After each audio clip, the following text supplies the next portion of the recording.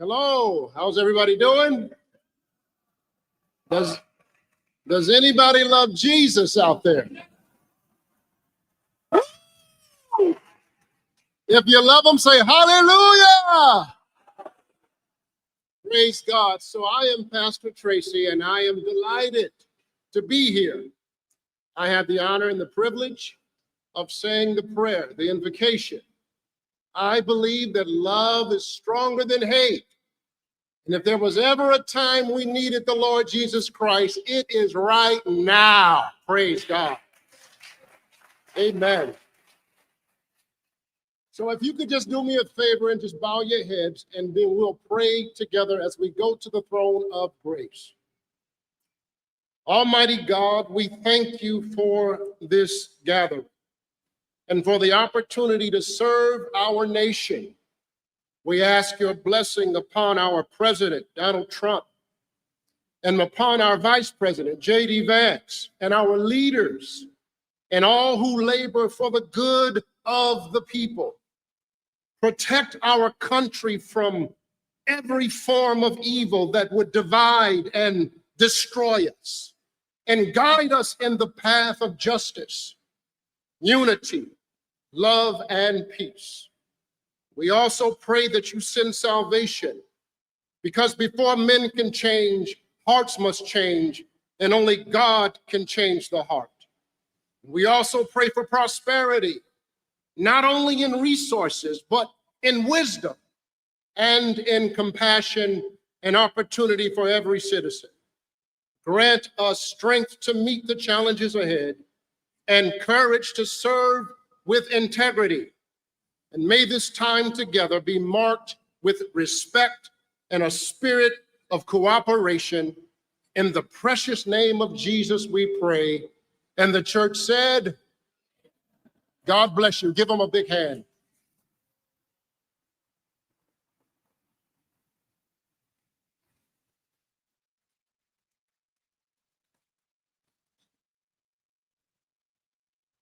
Ladies and gentlemen, please welcome to the stage Michigan Republican Party Chairman Jim Runstead.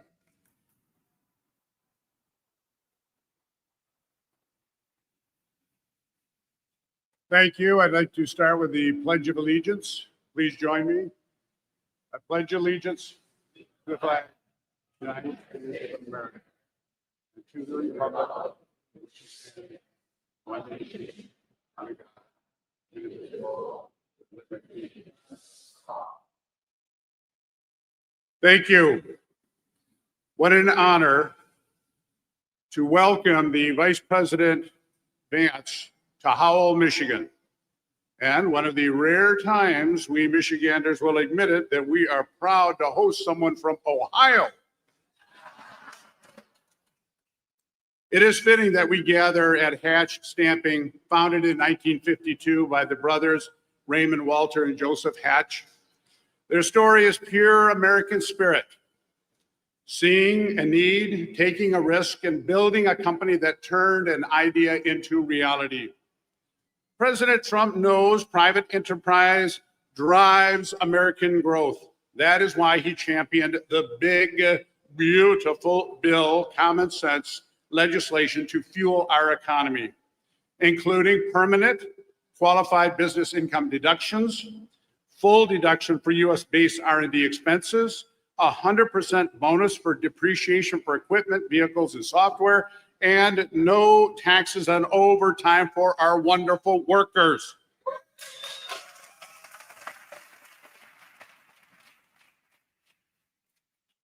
These policies spur investment, expansion, and innovation. Thriving businesses create secure jobs, strong families, resilient communities, and building a stronger America. So here in Howell, Hatch Stamping proves it. Producing top quality work while investing in people, partnering with schools, supporting robotics teams, and offering lots of apprenticeship programs. That is where our focus must be. Helping businesses grow, not burying them under regulation and taxes. Big, beautiful bill, absolutely. But what it delivers is big, beautiful business here in the state of Michigan. Vice President Vance, welcome again to Michigan. We are eager to hear your vision for an even stronger American economy. And thank you once again for coming to Michigan. Ladies and gentlemen, to lead us in the singing of our national anthem, please welcome to the stage Sergeant First Class Amy Pearson.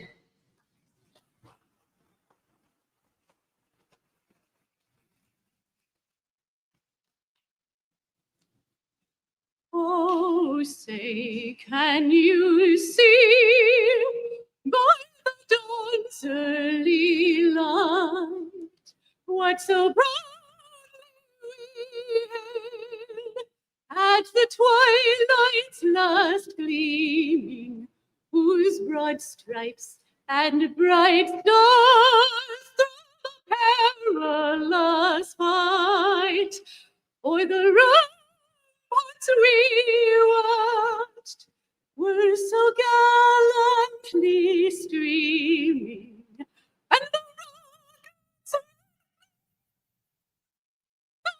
the sky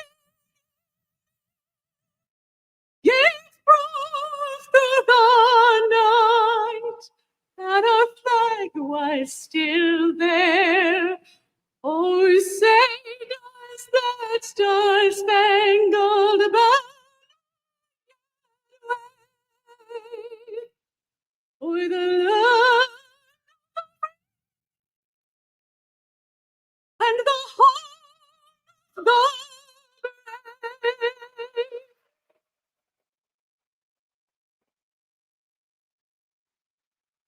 brave? Ladies and gentlemen, please welcome to the stage State Representative Jason Wolford.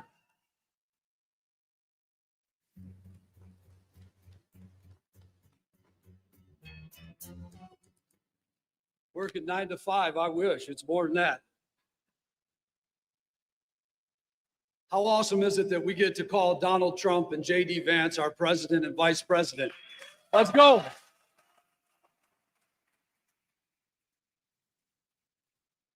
Fellow patriots, today should be a reminder of the men who stood up for the revolution and said that enough is enough. They were ordinary farmers, tradesmen, and fathers, but they had the courage to believe in something greater than themselves. They believed in life, liberty, and the pursuit of happiness.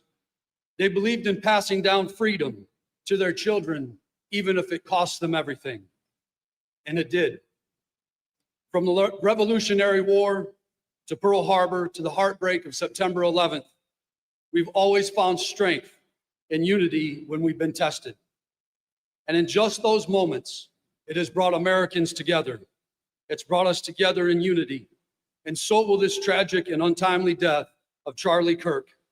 Mind you, a man, like we tell children that are 5 years old to use their words. This is a man who used his words, and because he was effective, they killed him. However, in times of loss, we're reminded that these times unite us as a people, and we'll be stronger than we were before.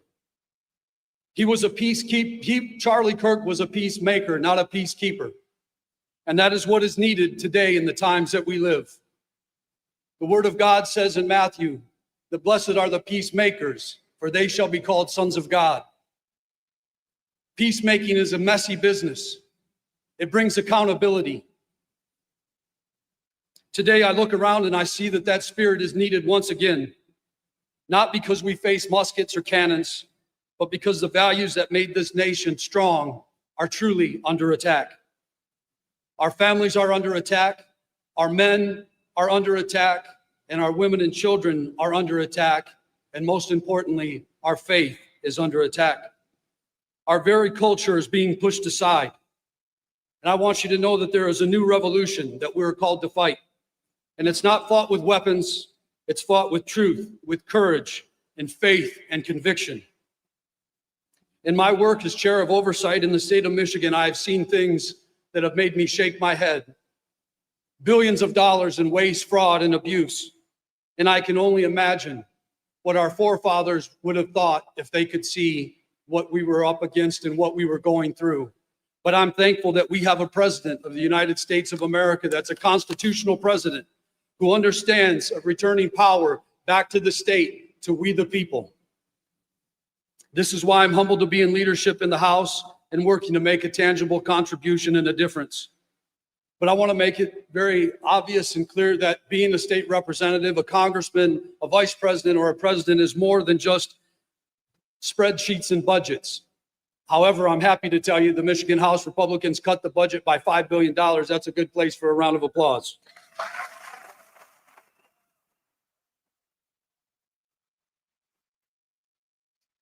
It is also about protecting the soul of our state and our country. Cultural responsibility is just as real as fiscal responsibility.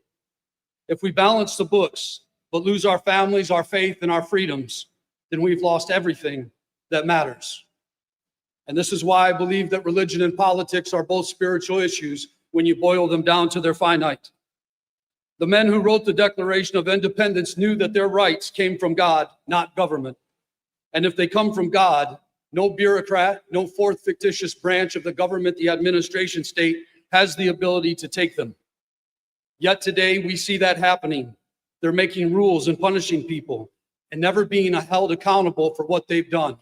And our president and our vice president is doing that from the White House to the State House. We're bringing accountability.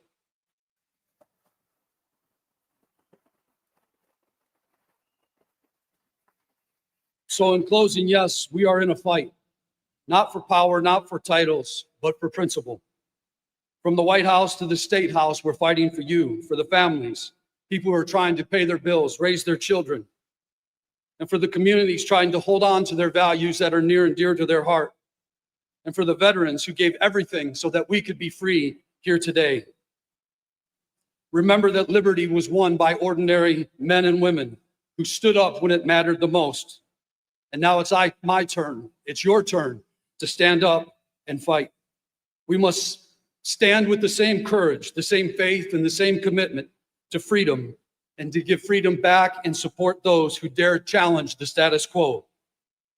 I want to say again, thank you to the President of the United States, Donald Trump, and JD Vance, and Congressman Barrett, and all those like us that are serving to make freedom something that's real. Thank you. God bless you. God bless America. And I'm honored and privileged to be your state representative.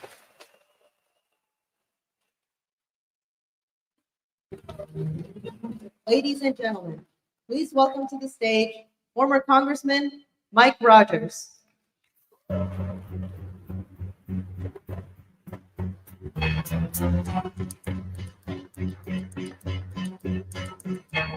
All right, you fired up? Before I get going, do me a favor. We have a new Army recruit, leaves next week for boot camp. Would she stand up for me? Where is she? Back here somewhere.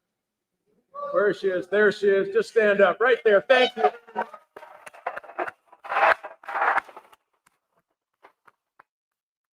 right. That's how we know we're going to win the next war, right there, huh? We got people who are really still ready to serve this great country. I have to tell you, last November, something amazing happened. America came together like it has never come together before and said, we want to send President Trump and Vice President Vance to Washington, D.C. to do something big, to do hard things. And think of the pace that they are doing big things and hard things for this country. It's amazing. Think of it. Tax cuts, huge. They promised, they delivered. Secure borders, they promised, they delivered. They're cracking down on violent crime for the first time really in a generation, saying we will not put up with violence in the streets of America and we're going to do something about it. God bless them for doing it.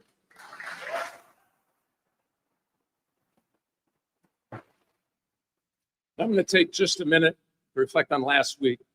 2 big days. In our family, 9/11 means something special, very personal to us. It inspired my wife to join and serve. She served in Iraq. My brother served in both Iraq and Afghanistan. We lost friends. We watched a nation in horror understand that there is so much hate for us in that group of people that they would take the time, energy, and intellect to kill 2,000 of our fellow citizens. Reminds us that people still want to take away what we have. That's why that recruit is so important for the future of the United States and everybody that served their country and still believes that this is the greatest nation on the face of the earth. I want to reflect just a minute on the other tragedy. A horrifying public assassination of Charlie Kirk. I will tell you this. They didn't kill him because he was a fascist. They called him a fascist so they could justify killing him. And I think America woke up. Yeah, you bet. We are, Charlie. Well done.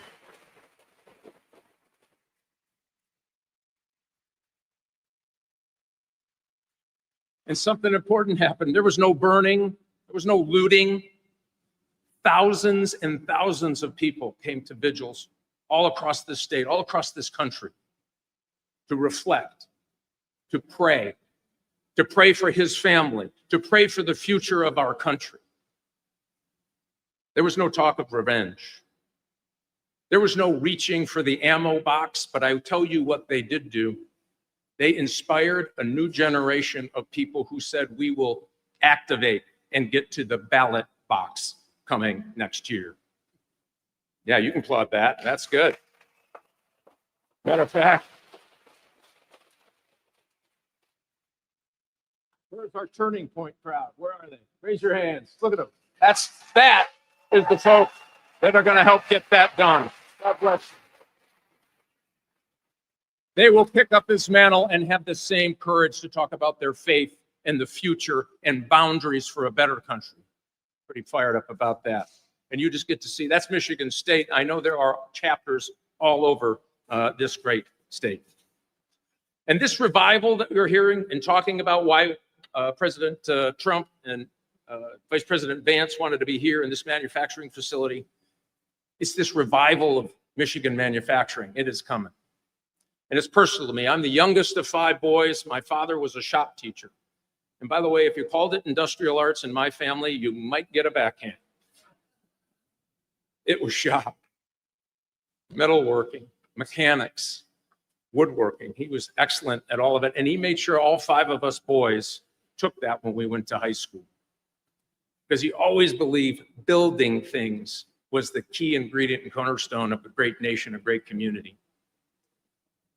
And when you think about my time on the assembly line, I worked in 2 different assembly lines. One that built Chrysler Sebring convertibles.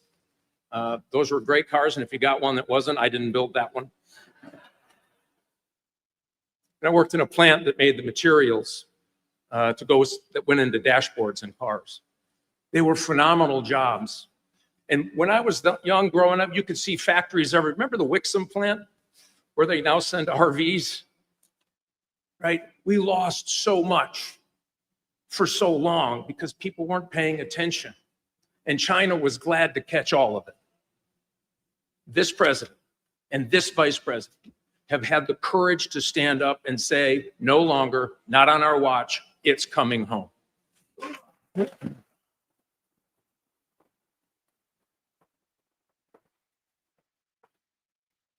And think of this, it's working. They've laid out a plan, think of it. Less taxation, less regulation, and fair trade does bring back jobs. We're seeing it. General Motors announced $4 billion investment in Michigan. New investment. Yeah, you bet. That's jobs.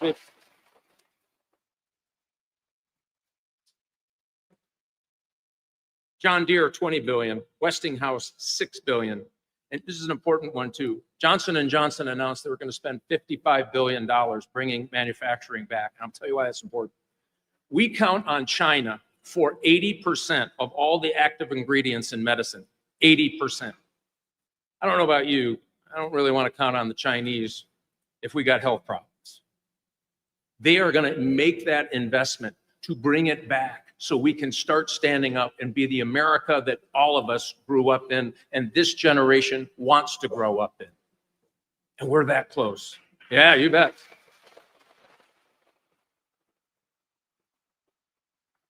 And I'll tell you what else works. This is great. And by the way, I was talking to the crew back here. They had to stop operations today to put this on. Thank you all very, very much.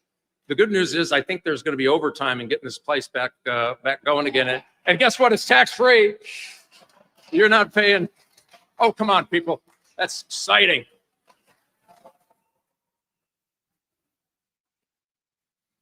And think what's going to happen this year. A median income in state of Michigan with 2 kids is going to get a tax break of $4,400. If they work overtime, it goes up to nearly $5,000 cash in their pocket. That's what happened when you elected Donald Trump and Vice President Vance. We have somebody kind of related to the campaign, bartender, right? He is on his way to get that $12,500 back because of no tax on tips. Think of that. It's $1,000 a month, and he's working hard. He's also working overtime, by the way. He said that's another $1,700 in his pocket. 14 grand shoved in his pocket for a better way of life for him, his girlfriend, and whatever comes next for him. And it makes him want to work more, which is the whole idea. So that bill that you hear people demonizing and tearing, it's terrible and wow, it's awful. You think of those families that are at $4,400 or $5,000 or $12,000 in their pocket because President Trump and Vice President Vance had the courage and commitment to usher through the largest tax decrease in the history of the country. Yeah.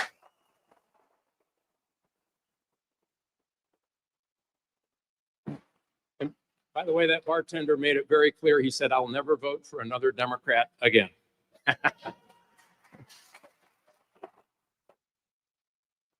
Why is it important, that change that keeps going? And they're here to talk. I know the Vice President's here to talk about the good things that are happening. We just so much more work to do. You know, Michigan has sent 2 Democrat senators back to Washington, D.C. for the last 32 years. Think of that. Yeah, you bet. In that time, listen, we've lost 30,000 manufacturing jobs. Our education went from the top 10. We're now number 44 in the country. We have the 4 most violent cities in America in Michigan. Think of that. It just doesn't have to be. Imagine having someone back that could walk into the Oval Office and say, Mr. President, this is what we need for Michigan. Wow, we just haven't had that. You're not going to have that. Nah, thank you. This is not a political event, but thank you. The Dems in both Washington and Lansing have failed us. You know, they opposed that bill. That would mean about, on average, $6,000 increase across the board. So you go from having $5 grand in your pocket to now owing, well, it's about $4,500 per Michigan family. You can think of a $9,000 swing in your budget. They have walked right past people who work for a living. They have walked right past our schools and saying they're for education, why our kids can't read and can't do math at unbelievable numbers. I know we can do better. The president knows we can do better. The vice president knows he can do better. And I know you know we can do better in the state of Michigan.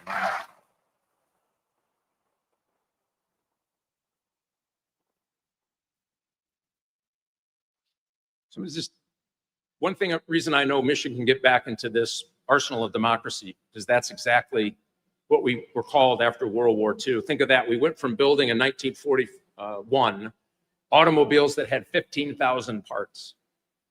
World War II kicks off. We needed manufacturing like we've never needed manufacturing before. In a very short period of time, Henry Ford went from making cars to making airplanes with over 1 million parts. We gave the world, when we did all of that, we gave them a middle class. We gave the world Rosie the Riveter. We gave the world the safety and security of the prowess of building things in our communities to save the world. That's why Michigan was called the arsenal of democracy. If you think of the challenges we have ahead, the things that we've accomplished, the things that this president, this vice president, and Republicans back in Washington have been able to do for the country in such a short period of time, I know that we're going to get our kids reading again. I know that we're going to have our communities given back to families so they can walk safely to the park, to the school, to the grocery store again. That's coming. I will say that because of that challenge that we've met before, because of the kinds of things that happen next week, we know that we have these challenges that face us. I believe that we are still the greatest nation on the face of the earth. And because of that spirit, that DNA of being able to build things for a better generation, for a better family, for a better future for our country, there is nothing we can't do if we stand together. God bless you. Don't let this be the last time you get excited and interested in doing something important for your community, your country. This is our chance. This is our time to make America and set it back on that track and join the president and vice president to making America great again. God bless you. Thanks for coming out. I appreciate it. Ladies and gentlemen, please welcome to the stage Michigan State TP USA President Alex Bitson.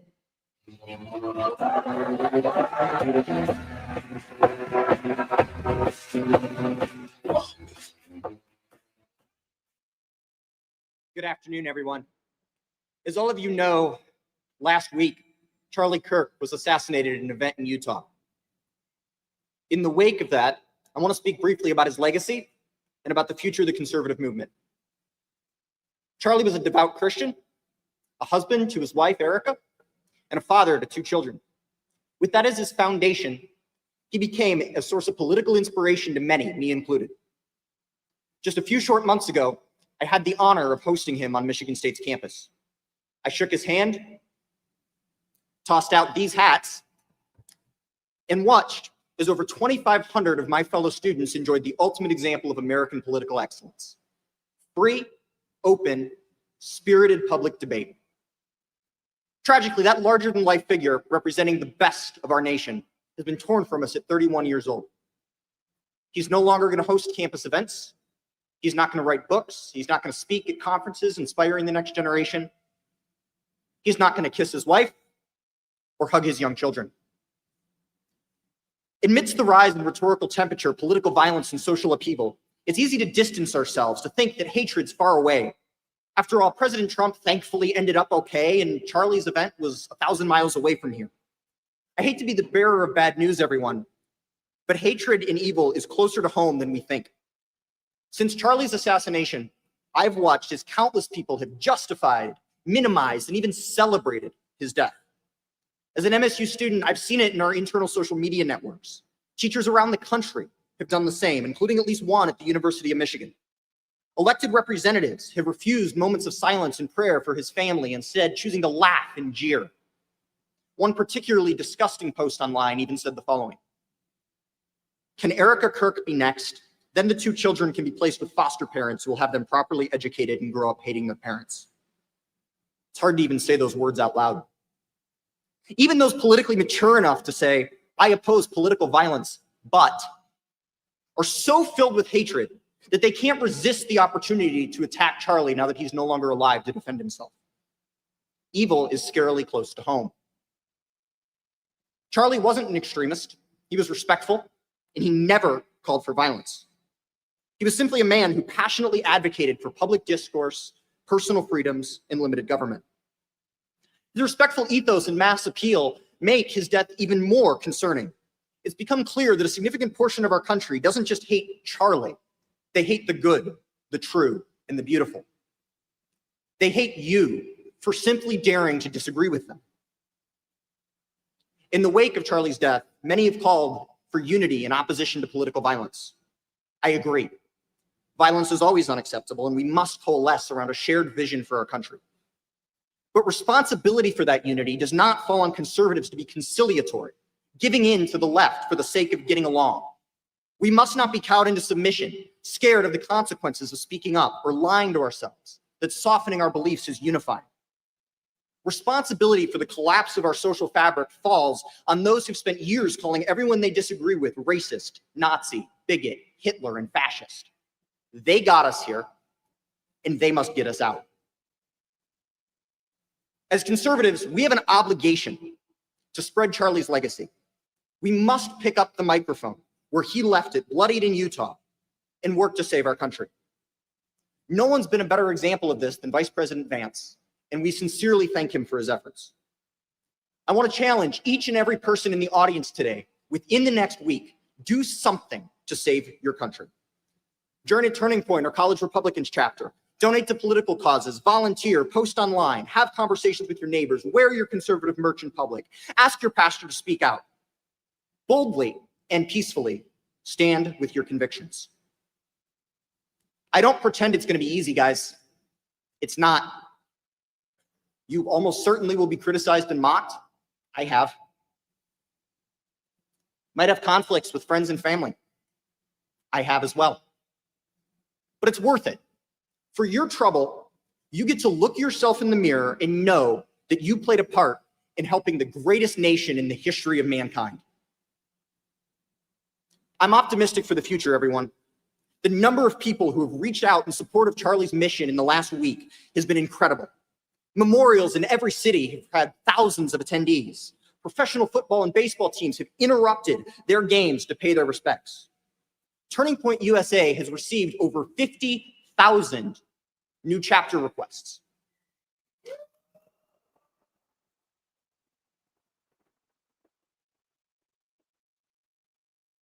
To put that in perspective, guys, that's over 1.5 chapter requests for every single high school and every single college in the country.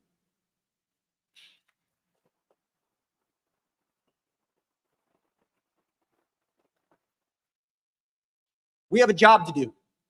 There's work to be done. We must do it in Charlie's memory. We're going to continue to encourage dialogue, host speakers, debate on campus, and build community. We must not allow his mission and his legacy to die with him. This is a turning point for our country. God bless Charlie Kirk, and may God bless the United States of America.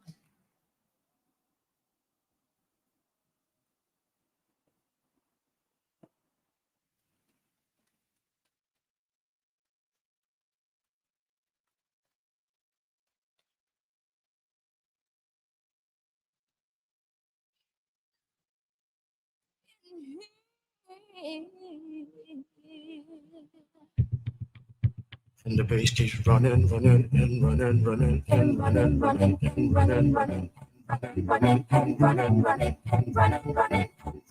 In this context, there's no disrespect, so when I bust my rhyme, you break your neck. We got 5 minutes for us to disconnect from all intellect and let the rhythm affect. Lose the inhibition, follow your intuition, free your inner soul and break away from tradition. Because when we be out, it's full of beat out. You wouldn't believe how we wow shit. We turn it till it's word out, turn it till it's heard out. Act up from northwest east side. Everybody here, let's get into it. Get stoked, get started, get started. Let's get it started. Let's get it started. Let's get it started. Let's get it started. Let's get it started. Let's get it started. Let's get it started. Let's get it started. Lose control of body and soul. Don't move too fast, we'll just take it slow. Don't get ahead, just jump into it. Y'all hear about it? The P's are doing. Get started, get stupid. Don't walk about it, people will walk you through it step by step like an infant new kid. Inch by inch with a new solution. Transmit hits with no delusion. The feelings irresistible and that's how we move it. Everybody here, let's get into it. Get stupid, get started, get started. Let's get it started in here. Let's get it started. Let's get it started in here. Let's get it started. Let's get it started. Yeah. Let's get it started. Let's get it started. Yeah. Running. Come on, y'all. Let's get it.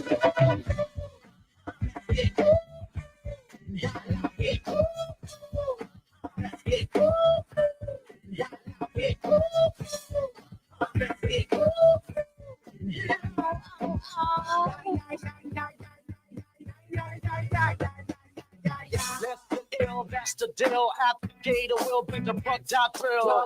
Lose your mind, this is the time. Your case is still just bang your spine. Just bob your head like me, Apple D. Up inside your club or in your Bentley. Get messy, loud and sick. Fast number on another head trip. Come them now, do not correct it. Let's get ignorant, let's get hectic. Everybody, let's get into it. Get stoked, get started, get started, get started. Let's get it started. Let's get it started in here. Let's get it started. Let's get it started in here. Let's get it started. Let's get it started in here. Let's get it started. Let's get it started.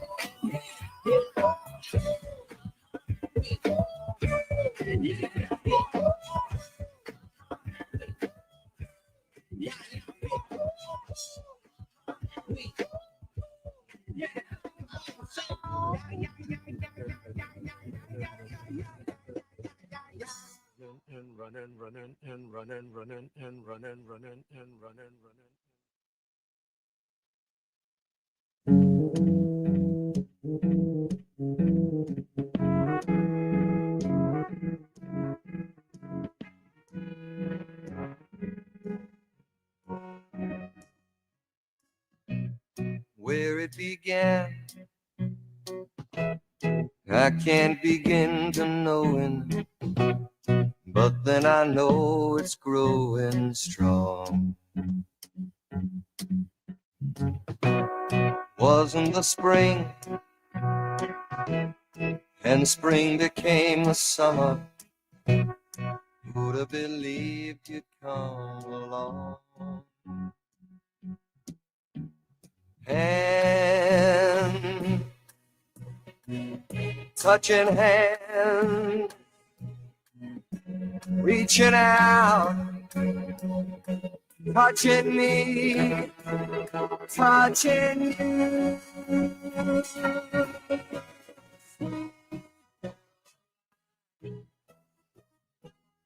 Good times never seem so good. Happy fly to believe now. Look at the night, and it don't seem so lonely. We fill it up with only two. And when I hurt, hurting runs off my shoulder. How can I hurt when holding you? Warm, touching warm, reaching out, touching me, touching you.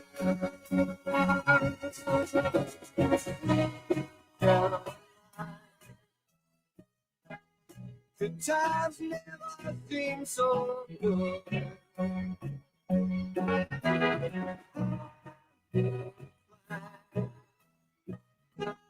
To believe there never was. No, no.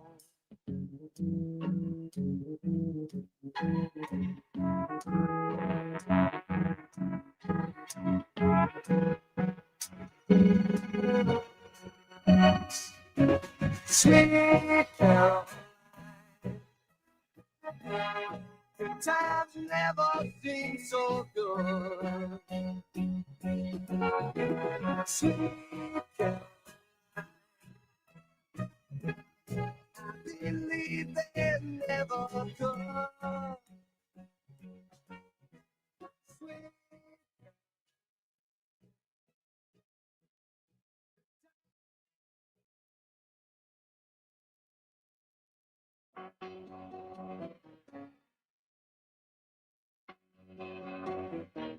just take those off the shelf. Listen to myself. Today's music ain't same song.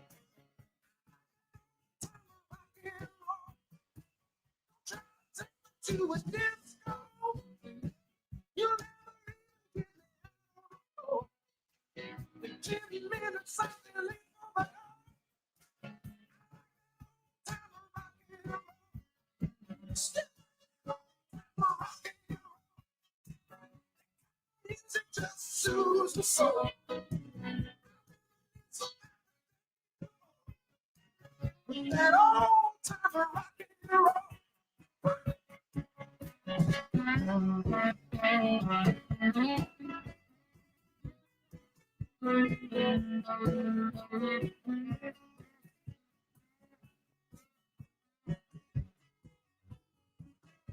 Always feels like a tango. Hear some blues and funk and old soul. That's all that motion away to get me to go.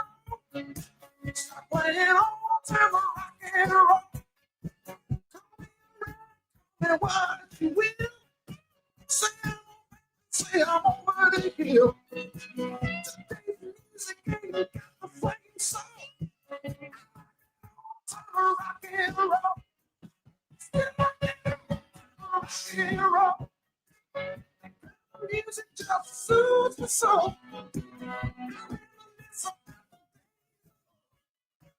With that old time rock and roll.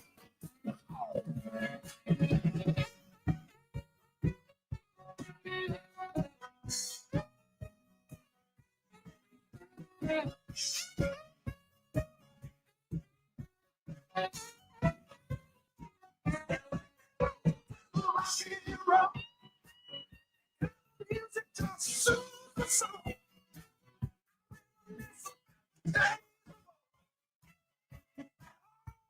Rock and roll. Rock and roll.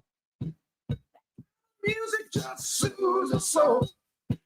I reminisce about the days of old with that old time rock and roll. Rock and roll. Music just soothes the soul. I reminisce about the days with that old time rock and roll.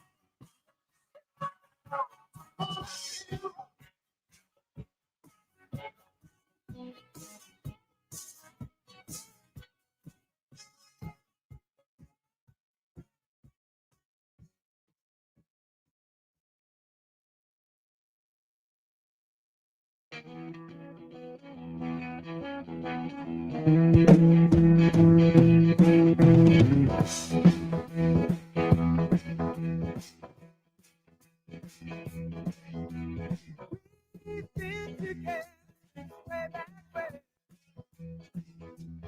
Sometimes I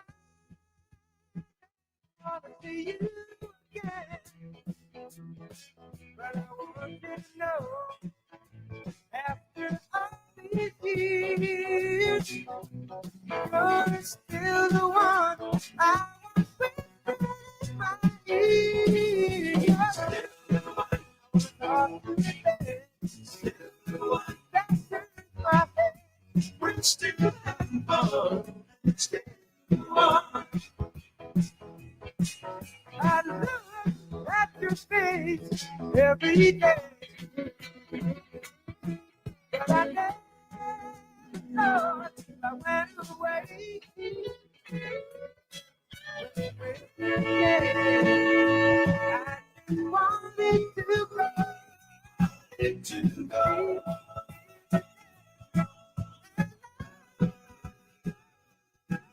You're still the one that makes me laugh. Still the one that's my better half. We're still having fun. You're still the one. You're still the one that makes me strong. Still the one I wanna take you along. We're still having fun. You're still the one. You are.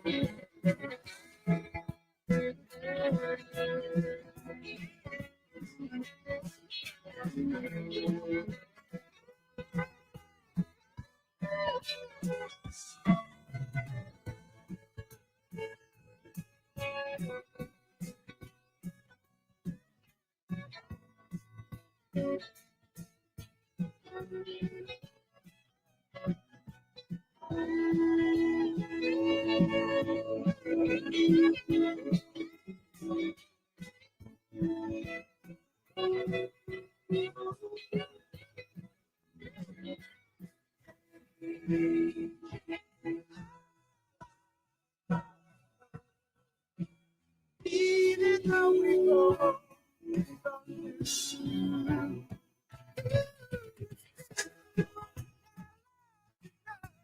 still, and I can't get enough. We're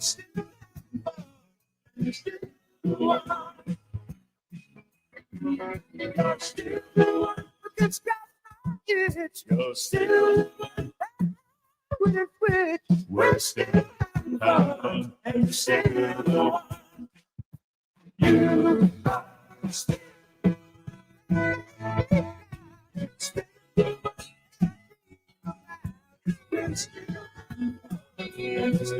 you are still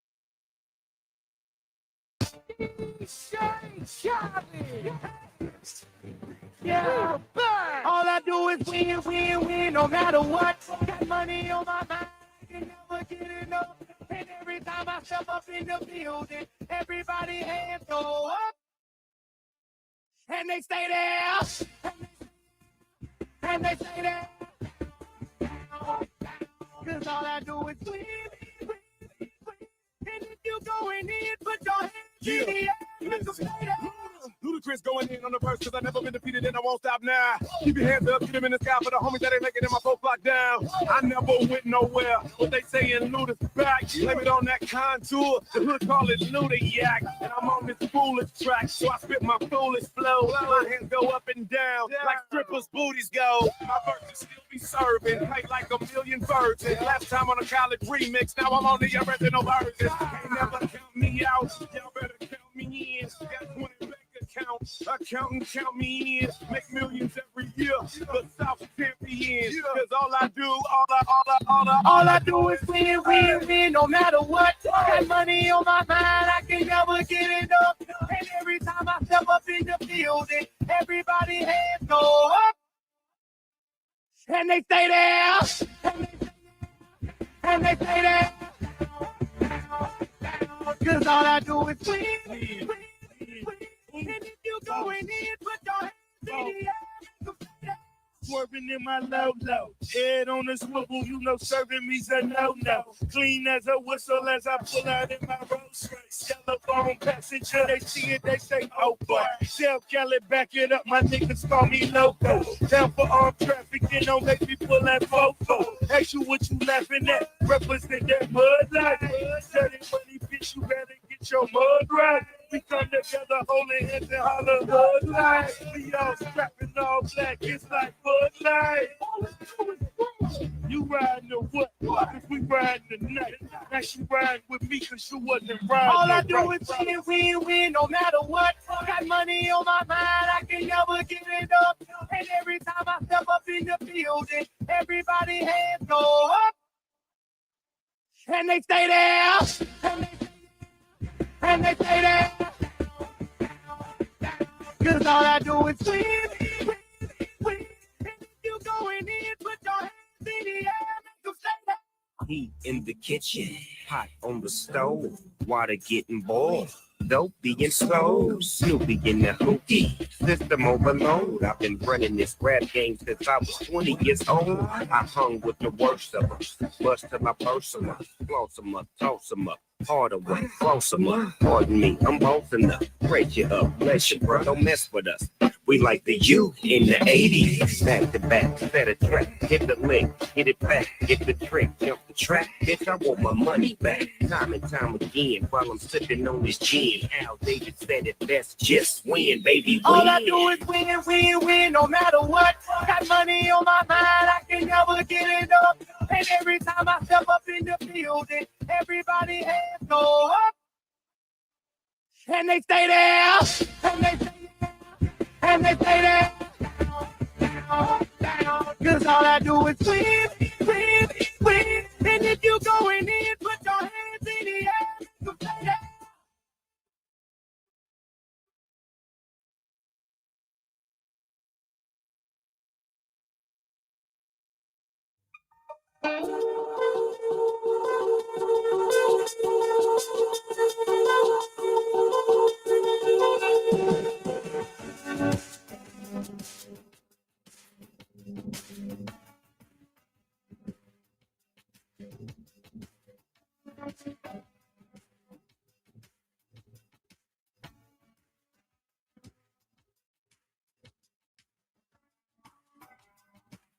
Welcome to your life. There's no turning back. Even while we sleep, we will find you acting on your best behavior. Turn your back on nature.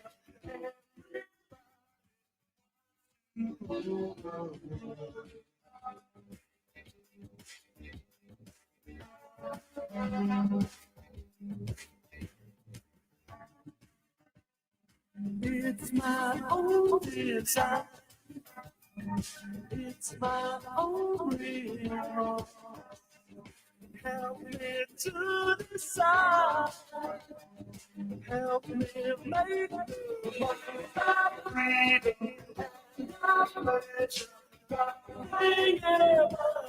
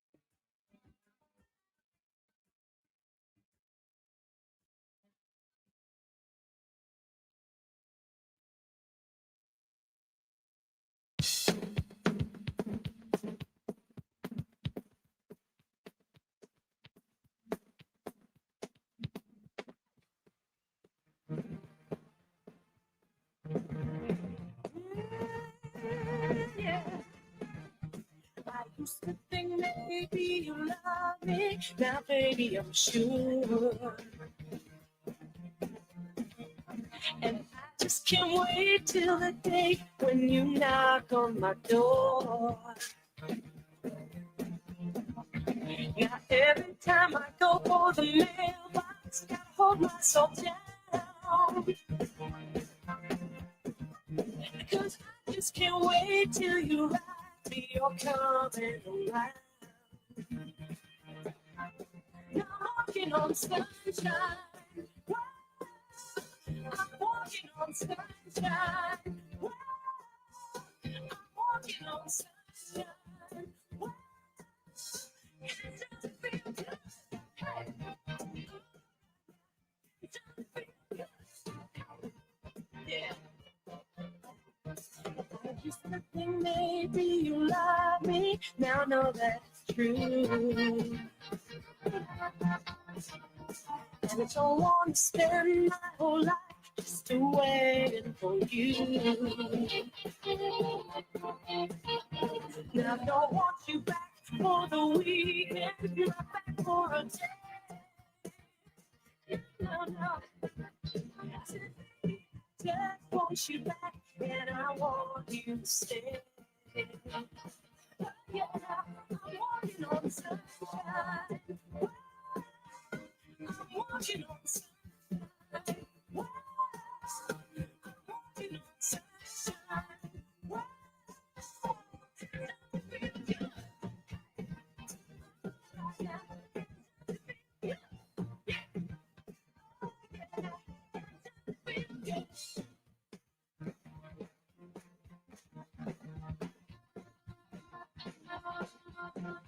Walking on sunshine.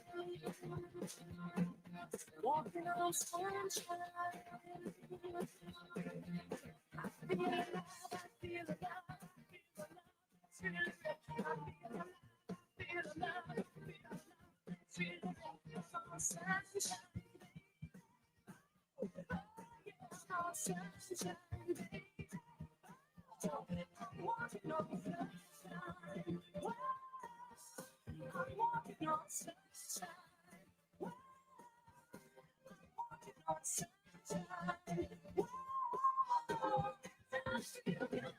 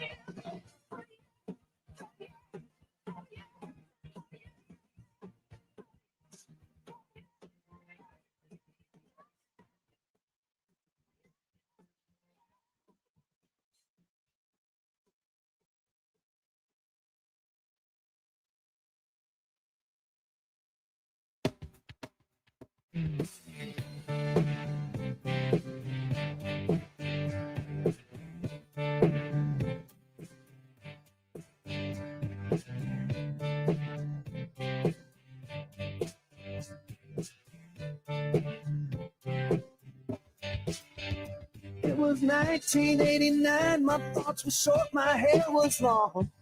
Caught somewhere between a boy and man. She was 17 and he was far from in between. It was summertime in northern Michigan.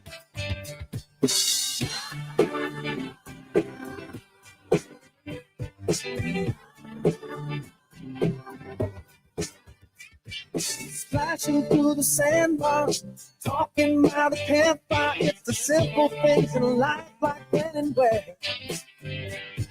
We didn't have no internet, but man, I never will forget the way the moonlight shined upon her hair.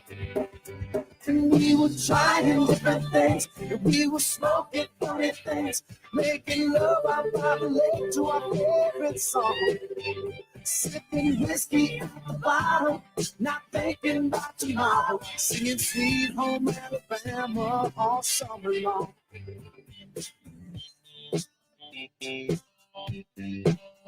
Singing Sweet Home Alabama all summer long. Catching walleye from the dock, watching the waves roll off the rocks. She'll forever hold a spot inside my soul. We blister in the sun, we couldn't wait for night to come to hit that sand and play some rock and roll. While we were trying different things, and we were smoking funny things, making love out by the lake to our favorite song. Sipping whiskey out the bottle, not thinking about tomorrow. Singing Sweet Home Alabama all summer long.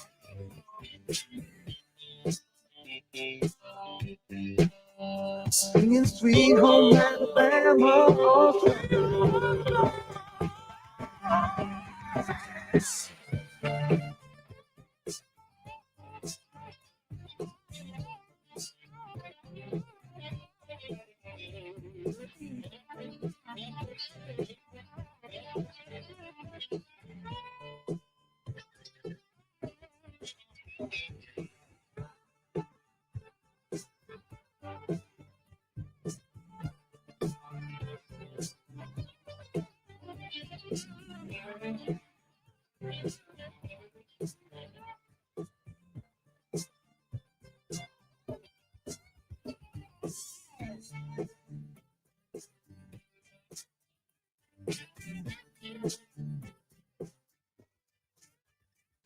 Now nothing seems as strange as when the leaves begin to change. Oh, how we thought those days would never end. Sometimes I hear that song and I'll start to sing along and think, man, I'd love to see that girl again. We were trying different things, and we were smoking funny things, making love out by the lake to our favorite song. Sipping whiskey out the bottle, not thinking about tomorrow. Singing Sweet Home Alabama all summer long. We were trying different things, and we were smoking funny things, making love out by the lake to our favorite song. Sipping whiskey out the bottle, not thinking about tomorrow. Singing Sweet Home Alabama all summer long. Singing Sweet Home Alabama all summer long. Singing Sweet Home Alabama all summer long. Singing Sweet Home Alabama all summer long. Singing Sweet Home Alabama all summer long. Sweet Home Alabama.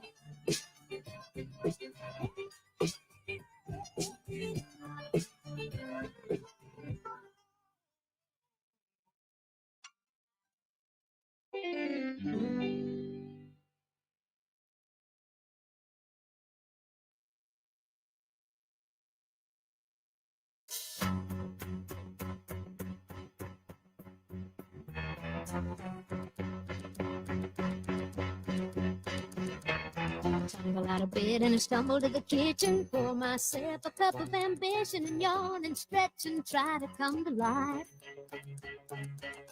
Jump in the shower and the blood starts pumping. Out on the streets, the traffic starts jumping with folks like me on the job from 9 to 5. Working to find what a way to make a living, barely getting by. It's all taking and no giving. Just use your mind and they never give you credit. It's enough to drive you crazy. For service and devotion, you would deserve a fair promotion. Want to move ahead, but the boss won't seem to let me. I swear.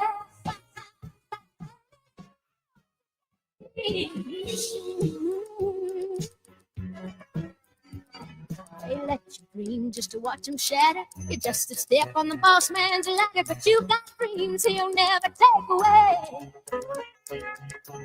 Same boat with a lot of your friends, waiting for the day your ship will come in and the tide's gonna turn and it's all gonna roll your way. Working now, run away, make a living, steady, getting by. It's all taking and no giving, just use your mind and you never get ready. It's enough to try and move crazy if you they got you where they want you. There's no better. You think about it, don't you? It's no great mistake. No matter what they call it, you spend your life. I don't think they make don't take it no give. Use your mind and they never give you credit.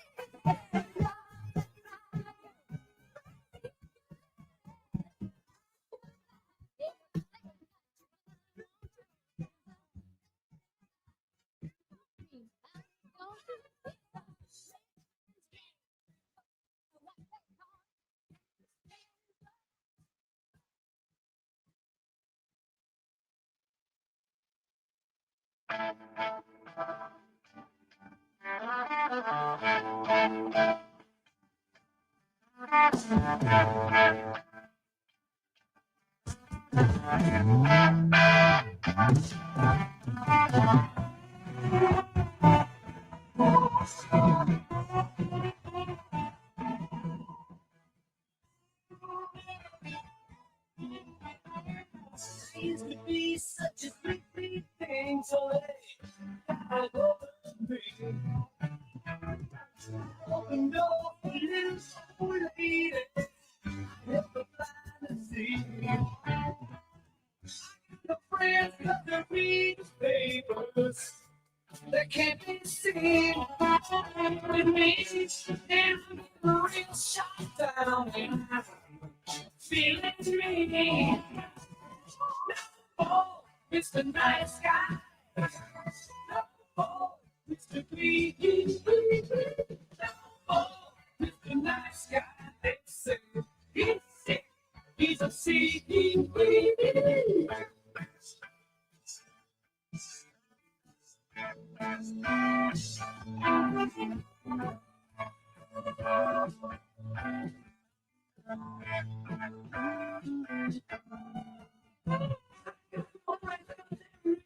Papers, they can't be seen. Baby, even the rain shut down, and get to me. Oh, Mr. Nice Guy. No, Mr. Clean. No, Mr. Nice Guy. They say he's a tea. Me on the left today. I can't close my eyes. Nothing going out of the social and then past the high. I went to church incognito when everybody rose. Every fifty recognized me. He said, no, Mr. Nice Guy. No, Mr. Clean. No, Mr. Nice Guy. He said, yep, you're the sea. No, Mr. Nice Guy. Mr. Clean. No, Mr. Nice Guy. He said, yes, you're the sea.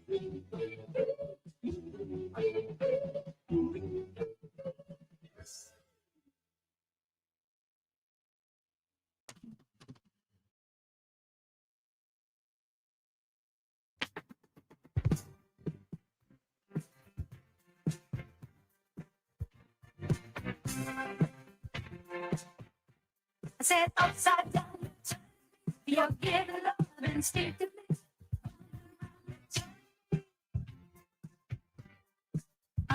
upside down. Boy, you turn me inside out and round, upside down. Boy, you turn me inside out and round. Instinctively, you give to me the love that I need. I cherish the moments with you. Respectfully, I say to thee, I'm aware that you're cheating when no one makes me feel like you do. Upside down, boy, you turn me inside out and round, upside down.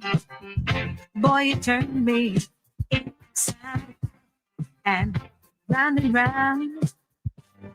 No charm and appeal, you always play the beat. I'm crazy to think you're all mine. As long as the sun continues to shine, there's a place in my heart for you, that's the bottom line. Upside down, boy, you turn me inside and round, upside down. Boy, you turn me inside out and round. Instinctively, you give to me the love that I need. I cherish the moments with you. Respectfully, I say to thee, I'm aware that you're cheating, but no one makes me feel like you do. Upside down, boy, you turn me inside and round, upside down. Boy, you turn me inside and round, upside down. Boy, you turn me inside and round, upside down. Boy, you turn me inside and round, upside down. You turn me, you're giving love instinctively, round and round. You turn me, I say to thee respectfully, upside down. You turn me, you're giving love instinctively, around and around. You turn me, I say to thee respectfully, I said upside down. You're giving love instinctively, around and around. I say to thee respectfully, upside down. You turn me, you're giving love instinctively. I say to thee upside down.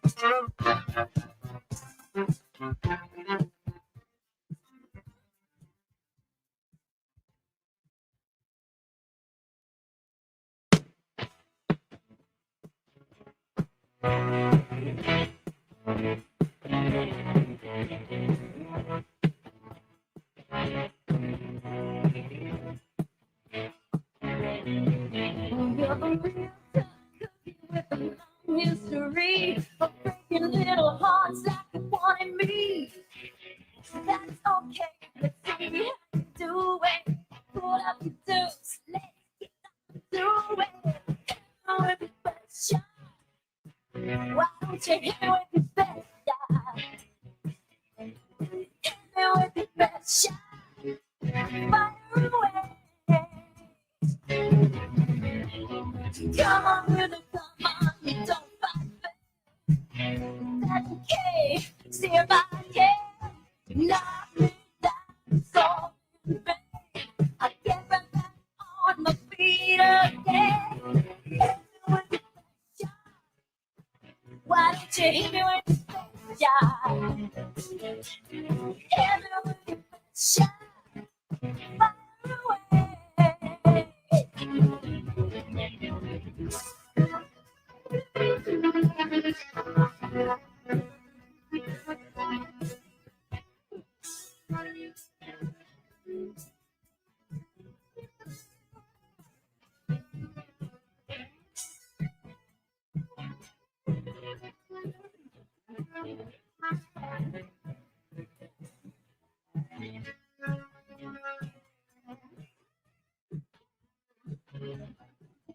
Real tough cookie with a long history. A quick little hearts like the one in me. Before I put another notch in my lipstick case, you better make sure you put me in my place. Hit me with your best shot. Come on, hit me with your best shot. Hit me with your best shot. Fire away.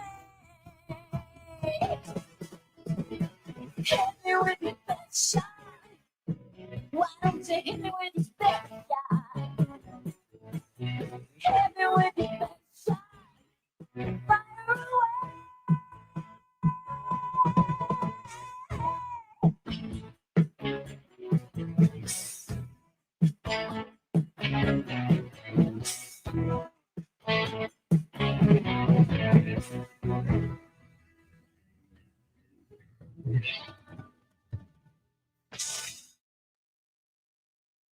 Ladies and gentlemen, please welcome to the stage Congressman Tom Barrett. Music, music, music. Listen to the music.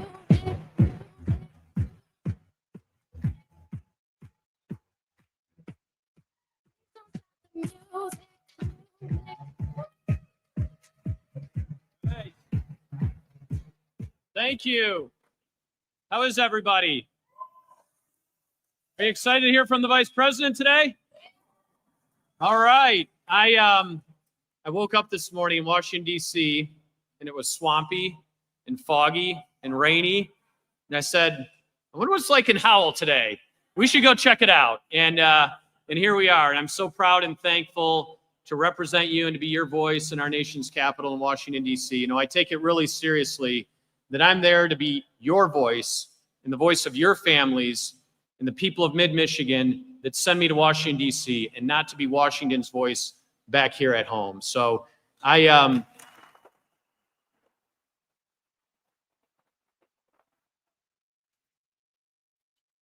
it's an honor and a privilege to represent you, and I can't tell you how excited I am today to have the Vice President joining us here in our district, to see really the hard work and the dedication and the commitment that each and every one of you have to our country, to our state, to your communities, and to your families, and the livelihoods that we're blessed to have in a place like this that can provide for families all across this region. So we're so thankful. I also want to give a shout out to our state lawmakers. I know you heard from Jason Wolford earlier, but our state lawmakers are busy in Lansing. You may have heard they're working on the state budget. They're kind of are under a shot clock to get that done. But of course, we want to recognize Senator Lana Tice. Oh, Lana's here. Lana, great to see you. And Representatives Jason Wolford and Ann Boleyn, they're working hard right now on your behalf in Lansing and couldn't be here for the full extent today, but wanted to recognize them. I also see Brian Ignatowski is here, so very good to see you. And I know we have a number of young students here from the local Turning Point chapter at Michigan State University, and I think that they were backstage a little while ago. I don't know if they've come back out or not, but I do want to, are they out here? Oh, very good. Very good. Good to see you guys.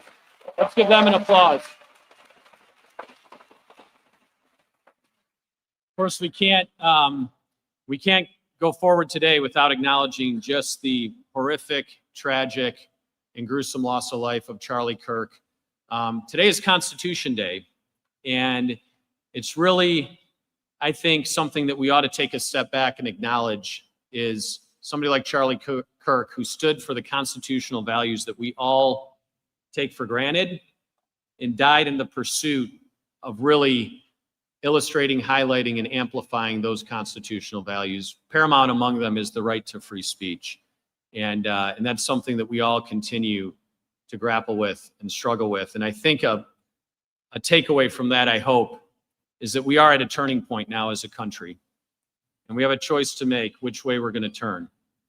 And I hope we turn the right way toward the side of seeing in one another God's creation. We're all created in the image and likeness of God. And seeing that in one another is something that we need to get back to. And that's really my hope as we go forward as a nation healing in this way. And I'm really excited to be here, joining you today and welcoming the Vice President. Hatch Stamping is, I got to take a little bit of a tour backstage and saw some of their automated welding machines and stuff like that, and some cool stuff. I asked if I could get on the machine and play with it for a little while, and they were a little reluctant to let me do that. So maybe afterward, right? You guys will let me on for a little bit? So very good. Thank you for having us out today. We really do appreciate it. And I just want to quickly highlight a few of the elements of the working families tax cut that we worked so hard this year to get passed. Of course, Vice President Vance was the deciding tie-breaking vote in the United States Senate to get that done and across the finish line. I mean, we didn't have a problem in the House, but apparently over in the Senate, they needed a tiebreaker. So, we got the job done on our side. But really, we were fundamentally focused on what we could do to help working families get ahead after the loss of wages and the cost of living crisis that so many of us were facing under the Biden administration with crushing inflation and supply chain challenges and everything costing more and more. We wanted to deliver for the working families of America, and I'm proud to say we were able to do that. We staved off the largest tax increase in American history by extending the 2017 Tax Cuts and Jobs Act to allow you to keep more of your own money and decide how you're going to spend it. We also permanently increased the child tax credit so that raising a family will be more affordable in America today. We eliminated, of course, taxes on tips and overtime, so the hardest working people will have the most to gain from this. We also, I'm proud to say, increased the adoption tax credit. So any family who wants to adopt a child will not be facing the staggering cost of adoption and can provide a loving home for a child that needs it. And I'm proud to say that we did that. We also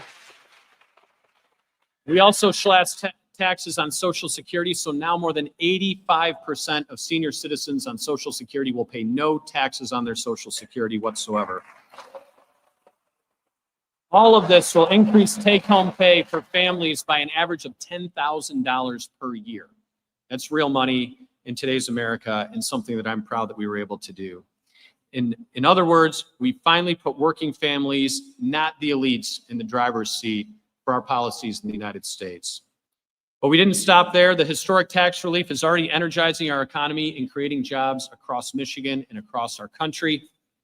The permanent tax cuts are empowering small businesses to keep more of their own investment, to hire more workers, give more raises, or invest in more equipment that they need.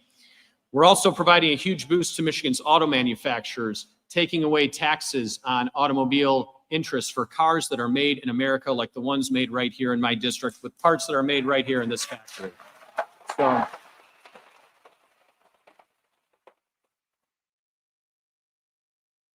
So I hope you can tell I'm excited. I know you are as well.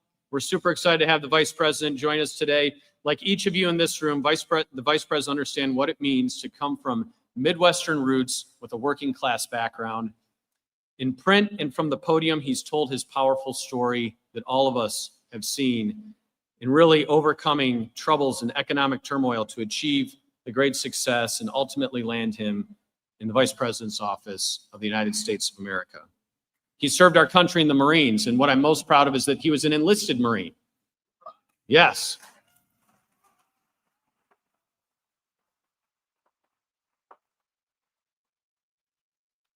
I'm the only warrant officer in Congress. And of course, Vice President Vance is one of the only enlisted men that have served in such a high office in our nation. And I think that's a great return back to the working class roots and those that actually get the job done, that go on the deployments and do the mission and complete it. So I'm really excited to hear from him today. But before we welcome the Vice President to the stage, I have the privilege of introducing another member of President Trump's cabinet, our Secretary of Labor, Lori Chavez-Deremer. She's a tremendous advocate for the working men and women all across America. And I asked her on the flight over today, she said that she has been to Michigan more than any other state since she was sworn in as Secretary of Labor. That proves, yes.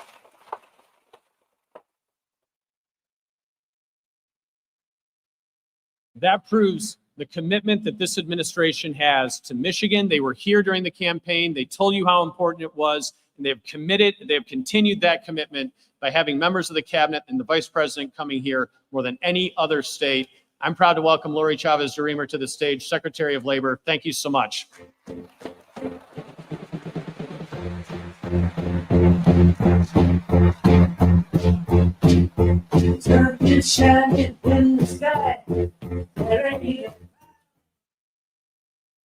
Thank you, Tom, for that kind introduction. You're doing great at representing your district here in Michigan, and I'm honored to be with you and the Vice President today at Hatch Stamping. That's right. Give it a hand.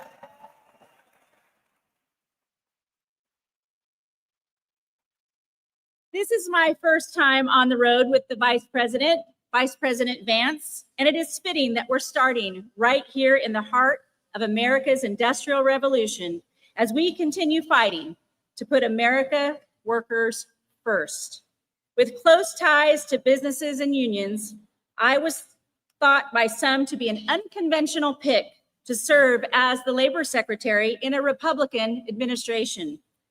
But President Trump and Vice President Vance ignited a historic coalition, and they wanted someone who could bring everyone to the table and listen to the voices of the forgotten working class. No one understands this better than the Vice President, and I am grateful that he and the President trusted me to serve as your 30th Secretary of Labor. I'm proud to deliver this message. The golden age of America is here.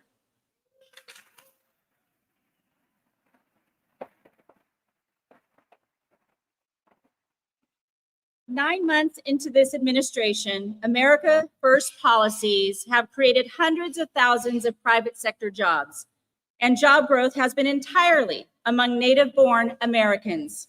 Working class wages are up, and GDP growth has smashed expectations. We've also seen nearly $8 trillion in private investment since Inauguration Day, which will bring mortgage-paying jobs back to the United States. Turns out, all we needed to kick off the golden age was a new president.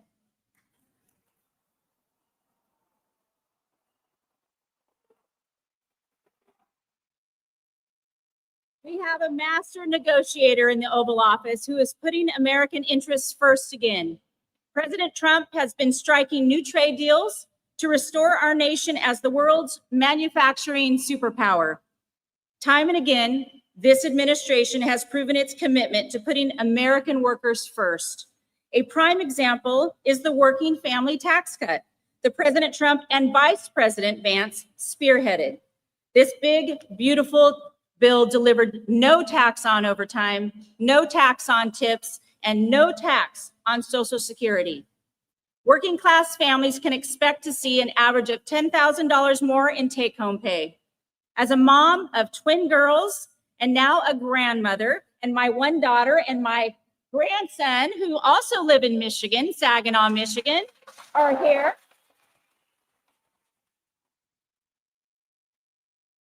I know just how life-changing it can be for a family of four when paychecks go further. I've told my former colleagues in Congress that the working family tax cut was probably the most important piece of legislation that they'll get to vote on, and one of the most pro-worker bills in modern history. At the Labor Department, we're very excited about the provisions to expand Pell Grants for technical education, which will help attract future tradesmen and women to the job market. You all know that America won't be forged in the halls of these woke universities. It will be built by the hands of our skilled workers. This is the belief that Charlie Kirk and I shared. When talking about the next generation of American workers, I think about Charlie, who was always fighting for what he believed in and standing up for future generations. It's been 1 week since we lost him, and my prayers are with his wife, Erica, his beautiful children, and all of his loved ones. Charlie Kirk was an advocate for alternative pathways to workforce, recently having said, "We need more electricians and less sociology majors." He understood that living a life of meaning and contributing to your community was far more important than a piece of paper. We will honor Charlie's legacy by keeping up the fight for the next generation. And we're going to do that by continuing to expand apprenticeships so that our young people have an alternative pathway to success beyond a four-year degree. Since January, I'm proud to announce that the Department of Labor has registered over 180,000 new apprentices, and nearly 1,800 new registered apprenticeship programs have launched nationally. I'm confident that we will reach President Trump's goal of 1 million active apprentices across this country. But we can't achieve this goal without learning the needs of our communities. You know, when I started this job, I told my team that I wanted to be on the ground hearing from you all directly. That's why I launched my 50-state tour, America at Work, to learn how the actions in Washington impact your daily lives. My door is always open, and it's an honor to serve you and defend your shot at the American dream. I'd now like to introduce someone who embodies that dream. Vice President JD Vance has never forgotten his Rust Belt roots and has fought tirelessly to support the heartland. He serves the American people with deep understanding of what hardworking men and women in this country are up against and what they are capable of. Our Vice President knows the true heartbeat of America is not in Washington, D.C. It's right here with you. He's doing an incredible job to help revive our manufacturing sector and ignite our economy. And it's an honor to work with him to put you, the American worker, first. Please join me, ladies and gentlemen, in welcoming the United States Vice President, Mr. JD Vance.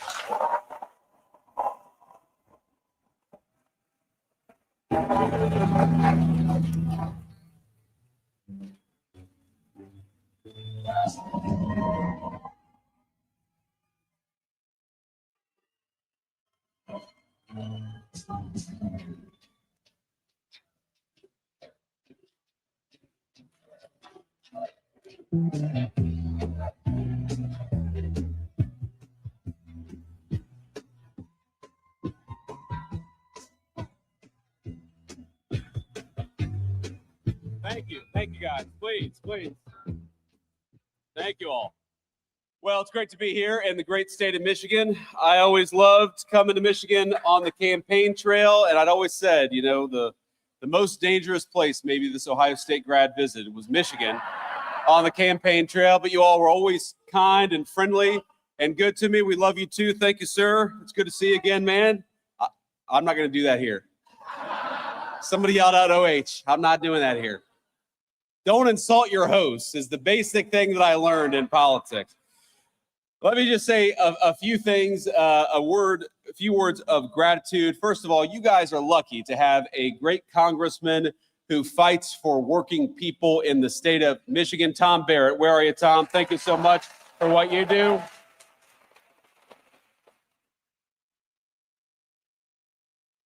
We talk a lot about the working families tax cuts. We talk about no taxes on overtime, which we are proud to deliver.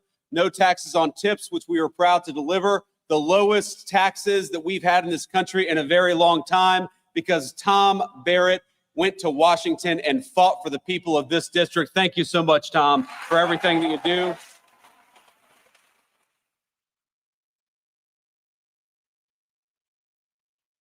I want to thank, of course, the leadership of this great American manufacturer. Hatch was founded in 1952 by two brothers. Where are we at here? Where's the leadership of Hatch at? Thank you, guys. Stand up. Come on. Let's give them a round of applause.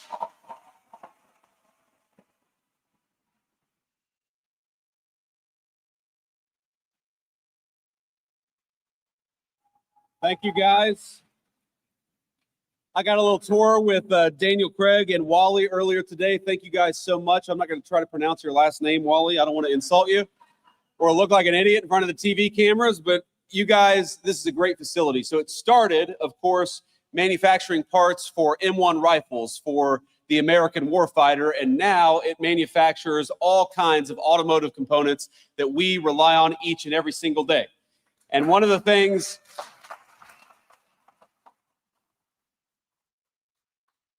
And one of the things they told me is that business got maybe a little tough, a little uncertain when they had a president of the United States who was obsessed with telling everybody to drive an electric vehicle because too many of those electric vehicle components were not made in America. But now that we are leaning in to great American-made automobiles, Hatch is doing better, the American auto worker is doing better, and President Trump and I are proud to fight for you each and every single day.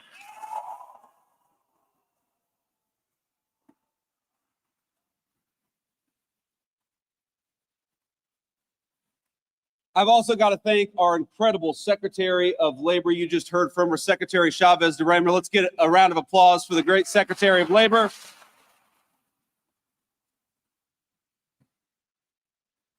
Now, she is a very, very interesting person. She has got a great career. She had a great career in Congress, but I have never met anybody on either the Republican Party or the Democrat Party who is more obsessed with fighting for American workers every single day. She wants our workers to have the best training. She wants our workers to have the best benefits. She wants our workers to have the highest wages. And thanks to her work, we're getting closer every single day to being the most pro-worker administration in the history of the United States of America. So thank you, Madam Secretary.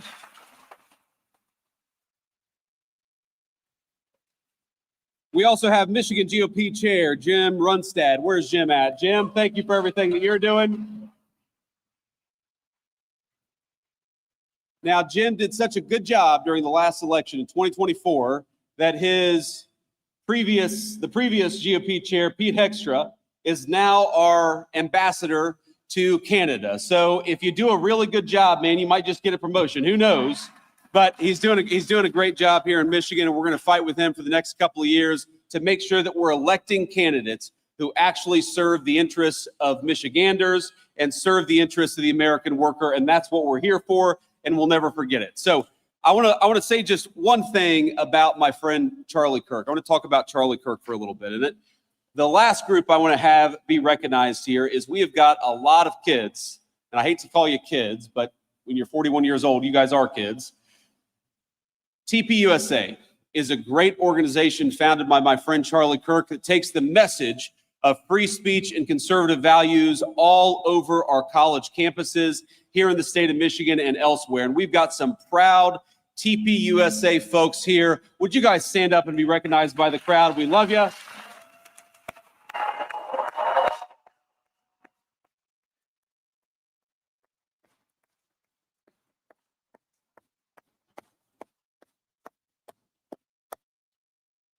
We love these kids, and we love the organization that was founded by Charlie Kirk. And I know I speak for all of the kids behind me, all of the great TPUSA members, and also the alums, that over the past 10 years, Turning Point USA has not just been an organization, it has been the fountain of a movement all across the United States of America. If you look at just the youth vote in 2024 and how much young voters shifted from Democrat to Republican from 2020 to 2024, Charlie Kirk created a movement.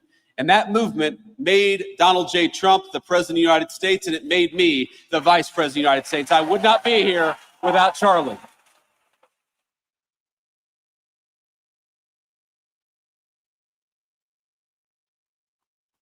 But Charlie was an exceptionally talented individual. People don't realize how integral he was, how important Charlie Kirk was.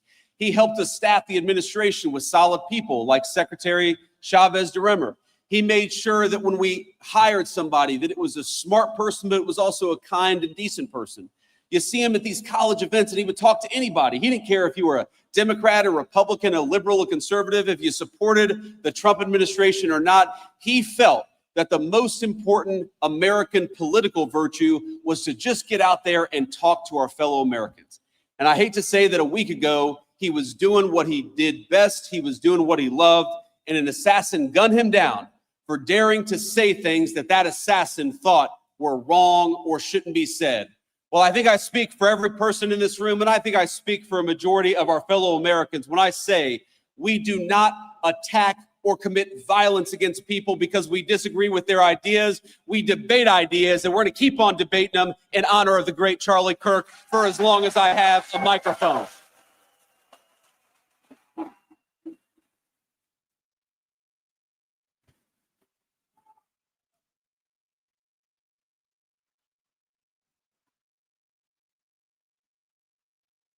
But the last thing I want to say about Charlie, my friends, is he was more than a political organizer, more than a person who literally helped make me the vice president of the United States. And I'll never forget it, Charlie, that I would not be here were it not for you. He was a good guy. He was a good friend. I mean, all of these people who have been involved in TPUSA, you know, Turning Point USA wasn't just a debate society. It wasn't just a political organization. It gave these kids a sense of home and a sense of purpose in often very hostile places.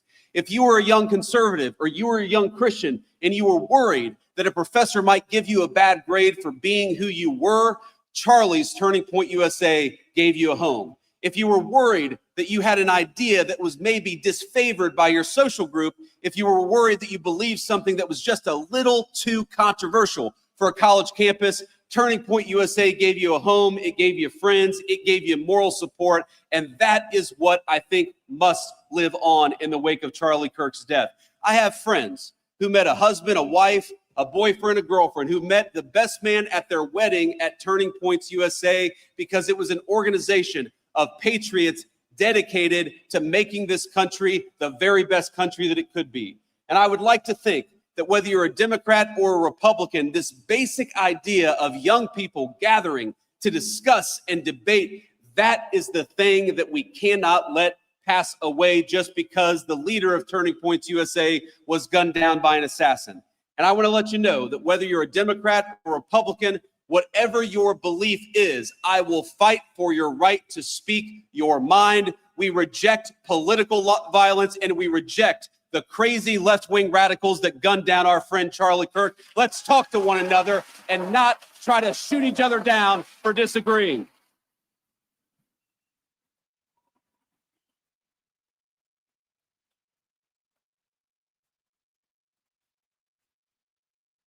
You know, one of the things that Charlie worked on very, very hard was the very bill that we're going to talk about today.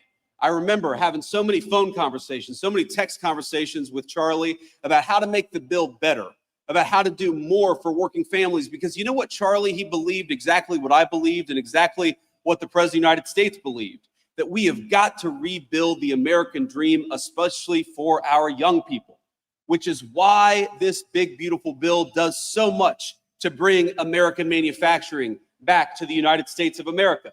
These working families tax cuts, they don't just cut your taxes, though they certainly do. They reward companies for building and investing in the United States of America. Because isn't it nice to have an administration that is fighting for the businesses and the workers that are building right here at home rather than shipping our jobs off to Asia or Mexico?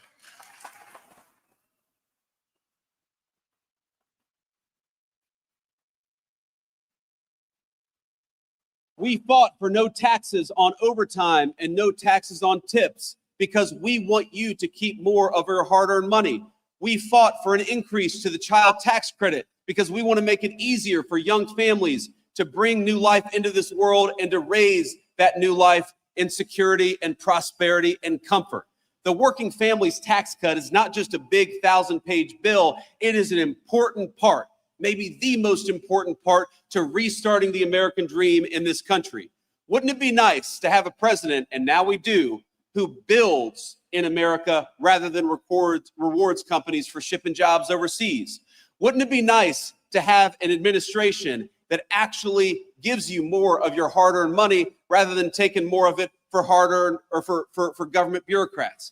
Wouldn't it be nice to have an administration that fights for your ability to keep more money in your pocket? Wouldn't it be nice to have an administration that punishes corporations that ship our jobs overseas, but rewards businesses for building right here in the great state of Michigan? That is what we promised to do, and that is what we're doing every single day.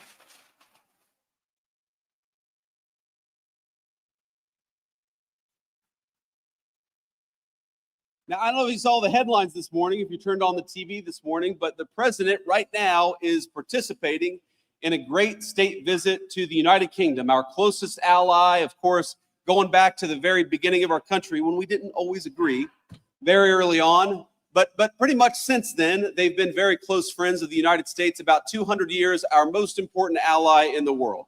And the president is over there. And somebody asked me, would you rather be in England celebrating the state visit. I said, no, I'd rather be right here in the great state of Michigan where people are grilled with great products for the American people.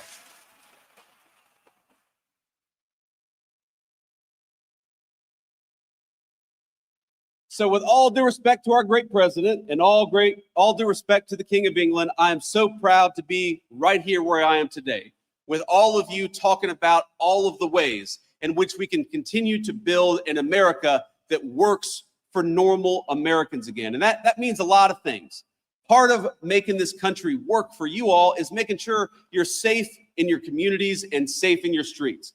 And one of the proudest things the President of the United States has done in Washington, D.C. and in Memphis as of a couple of days ago is to send the National Guard to take back American streets. We deserve to be safe in our communities again, and that's what the President is making happen.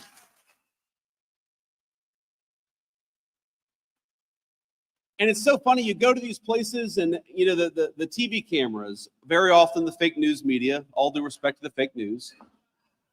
We love them, even when we don't.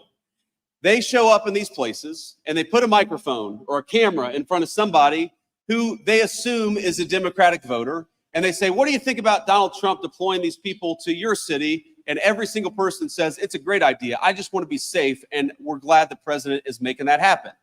So my one message to Governor Gretchen Whitmer here in the state of Michigan is, oh, come on. My one message to Gretchen Whitmer is, look, the city of Detroit, we know, has got some serious crime problems. And we know that it's the people in Detroit who suffer the most when crime is allowed to run rampant all over city streets. Gretchen, we are happy to send the National Guard to Detroit, Michigan. All you got to do is ask.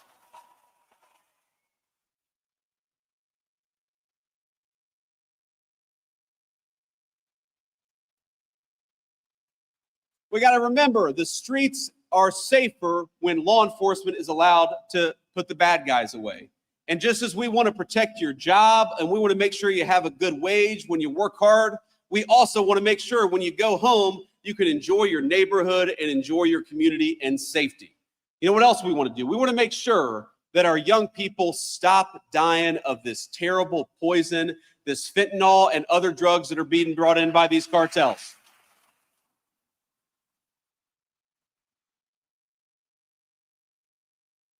And I'll tell you a little story. I was talking to our great Secretary of Defense probably about a week and a half ago. And this was right after we lit up a narco-terrorist boat that was trying to bring drugs into the United States of America. And I got to tell you,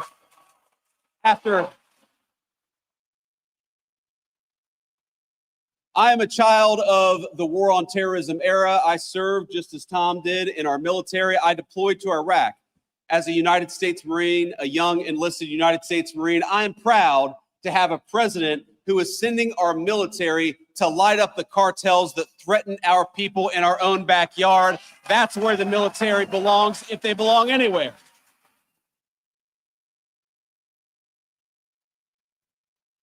So I was talking to I said Secretary of Defense, but our new Secretary of War, Pete Hegseth.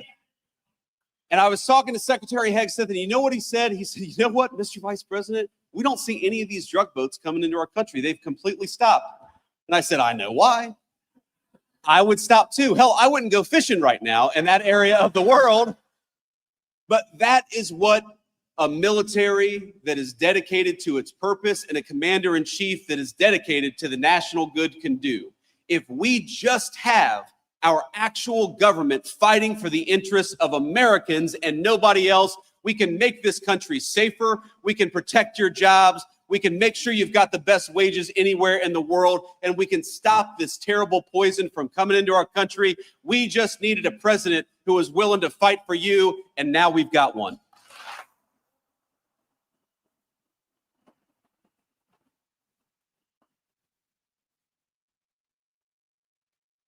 So let me leave you with this final thought here. Look, I grew up in a community. You heard Secretary Chavez-Deremer mention this, that I grew up in a community where the American dream seemed to be disappearing, where the jobs were getting shipped overseas, where the factories were closing down. I remember driving around my hometown, Middletown, Ohio, and we'd see some abandoned factory. And my grandfather would tell me what used to happen there. what good jobs used to happen there, what good wages used to provide for families there. And I remember thinking, why is it like this? Why have our leaders ignored us for so long? Why are factories closing instead of opening up? Why are good jobs going to China when American workers deserve good jobs right here at home? And the answer was bad leadership. Just as our leadership chose crime, they also chose to ship your jobs overseas. Just as they chose to send our young men and women to foreign wars all over the world, they refused to stop the cartels that were operating right here in our backyard. And I believe our sacred promise and our sacred duty is to make this country even better for the next generation than it was for the generation that came before. That is why we're doing the things that we're doing. But I want to tell you, I'm never going to forget where I came from. I am never going to forget that I was a little boy who was worried about why the jobs were disappearing. I'm never going to stop fighting for the auto workers to have good jobs right here at home.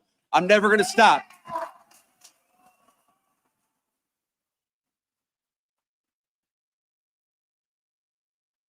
I'm never going to stop, and neither is the President of the United States, from fighting for your public safety, for your good wages. We're going to fight for when you send $1 to Washington, D.C., that we spend it wisely. We're going to fight for you to have low taxes. If you're working hard, we're going to fight for you to keep as much of your hard-earned money as possible, because I believe that the American dream belongs to American citizens, not to illegal aliens, not to drug cartels, and it doesn't belong to foreign workers. It belongs to workers right here in the state of Michigan.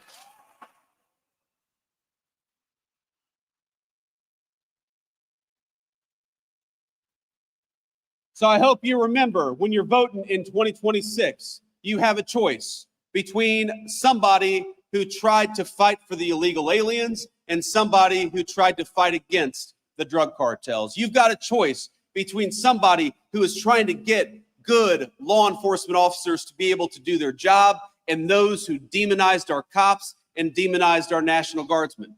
You've got a choice between politicians who shipped your jobs overseas and politicians who fought to keep good American jobs right here at home. Ladies and gentlemen, in November of 2026, we are going to have to make a choice. Let's make it for America, for our workers, and for our families. God bless you all, and thank you for having me.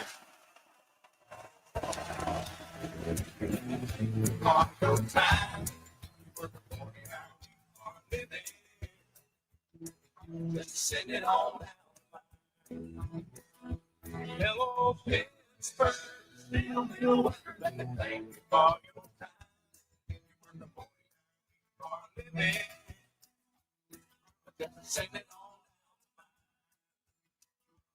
This is for the one we hammer. Driving home the nail. For the one behind.